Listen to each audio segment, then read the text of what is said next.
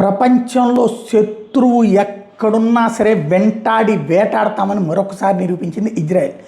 Hezbollah అనే తీవ్రవాద సంస్థ, హమాస్ అనే తీవ్రవాద సంస్థ, అట్లాగే హౌతీ అనే తీవ్రవాద సంస్థ. హౌతీలు యెమెన్లో ఉంటారు, లెబనాన్లో హిజ్బుల్లా ఉంటారు, హమాస్ వాళ్ళు పాలస్తీనాలో ఉంటారు. ఈ మూడిటికి డబ్బులు ఇచ్చి పెంచి పోషించేది ఇరానే. వీళ్ళనితో ఎప్పుడు నిరంతరం ఇజ్రాయెల్కి సమస్య. మొన్న మధ్యన ఇజ్రాయెల్ మీద దాడి చేసి అక్కడ ఆడవాళ్ళ మీద అత్యాచారాలు చేసి 100 మందిని కాల్చి చంపినటువంటి 2000 మందిని కాల్చి చంపినటువంటి సంఘటన వెనకాల ఉన్నది. కీలక రోల్ పోషించింది హిజ్బుల్లా, హమాస్లే.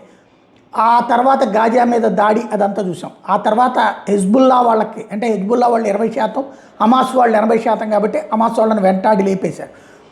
ఇప్పుడు హిజ్బుల్లాకి సంబంధించి లెబనాన్ మీదన ఒక్కసారిగా రాత్రి అటాక్ చేసింది ఇజ్రాయెల్. మిస్సైల్స్ దాడి చేసింది. లెబనాన్లో ఉన్నటువంటి ఒకే చోట కమాండర్లు అందరూ హిజ్బుల్లా కమాండర్లు మీట్ అవుతున్నారన్న విషయాన్ని పసిగట్టి లేపేసింది. 8 మంది హిజ్బుల్లా కమాండర్లు లేపేసింది. ఎంటైర్ మిస్సైల్ మొత్తం లీడర్షిప్ను లేపడేసింది. అంటే హిజ్బుల్లాకి సంబంధించినటువంటి కీలకమైనటువంటి కమాండర్లు అందరినీ లేపడేసింది. ఏదైతే ఓ పక్కన ఇరాన్ వ్యవహారంలో ట్రంప్ తలమునకలై ఉండగా సైలెంట్గా వీళ్ళందరూ కూడా హిజ్బుల్లా తీవ్రవాదకు సంబంధించినటువంటి కమాండర్లు అనమాట.